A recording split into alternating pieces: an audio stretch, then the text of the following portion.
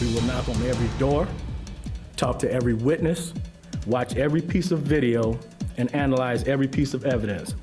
A manhunt underway in Chicago for the person who shot an ATF agent in the face. The details you haven't heard about the investigation. Plus, the Springfield lake might not be so clean. Bags, debris, bottles, plastic, and there's always debris. How picking up trash can improve the health of the city. But first, she actually heard the nurse say that he had 24 to 48 hours to live. It just made her snap. We have tragic new details tonight as a search continues for Teresa Cox. You're watching News Channel 20 at 10. I'm Nguyen. 56-year-old Teresa Cox went missing in March, and since then, her disappearance has been a mystery. News Channel 20's Nikki McGee reveals what happened moments before Cox went missing. Nikki. Thank you, Nikki. Teresa Cox went missing in Springfield back on March 23rd. If you find anything or have any information, you're asked to call Crime Stoppers at the number on your screen. Developing news in Indiana, Terre Haute is mourning the loss of a police officer who was shot and killed Friday. It happened just after 6:30 p.m. Police responded to an apartment complex where the shooting suspect was armed with a rifle. The officer was shot when investigators approached the suspect, who was also killed during the shootout. The identity of the officer has not been released.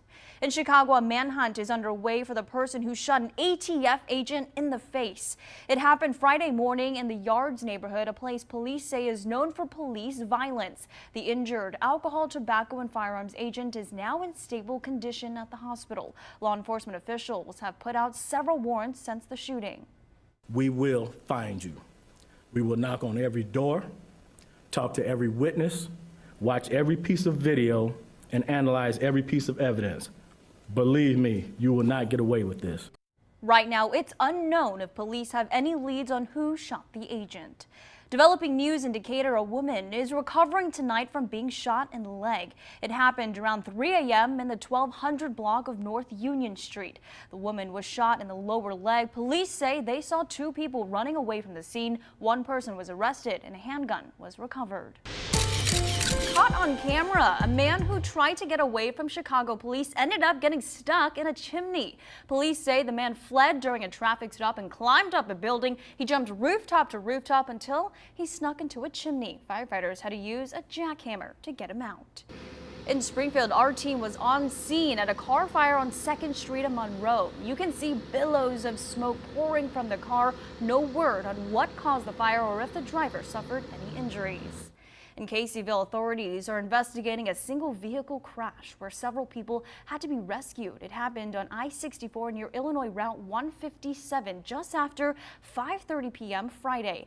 Firefighters pulled several people from the submerged car. Injuries aren't immediately known. Taking a live look now over the capital city, a very calm and spring night, but that could all change tomorrow as we face chances of storms. Meteorologist Thomas Patrick is in the Weather Center now. Thomas, what are we looking at for the rest of the weekend? Thank you, Thomas. Around Illinois, parents in Naperville are outraged. Their children say their bus driver cursed at them and slammed the brakes to throw them from their seats. Some students even left the bus in tears. He came home crying and said, "Mom, the bus driver was trying to kill us." The bus company First Student says the bus driver is off the road while they investigate. Developing now, it is time to present Lake Springfield's old marina to the City Council. The mayor gave the landowner Chris Weimer 30 days to clean up the area or he'd revoke the lease. At the next City Council meeting, the landowner is expected to present the condition of the old marina to Springfield aldermen in hopes of keeping the property. He says he's fixed the property. This comes after the old marina racked up $50,000 in fines. Meanwhile, today, the Lake Springfield Association spent the morning picking up around the waters. It's their annual cleanup day, but they say it means more than just beautifying the area. A place for fun and fishing.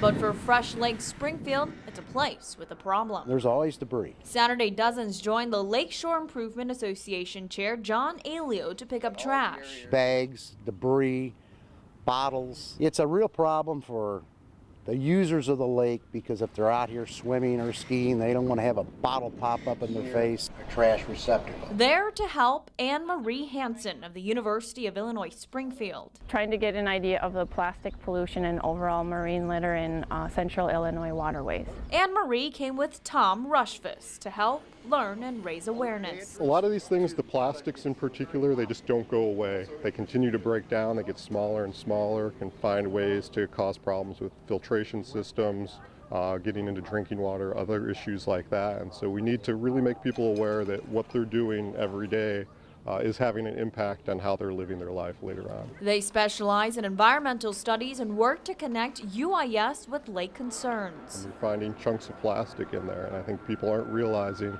how big impact this has and how it can trickle up the system to affect us. Volunteers picked up garbage to prevent it from getting in the lake. For me, it puts a lot of faith in my fellow neighbors.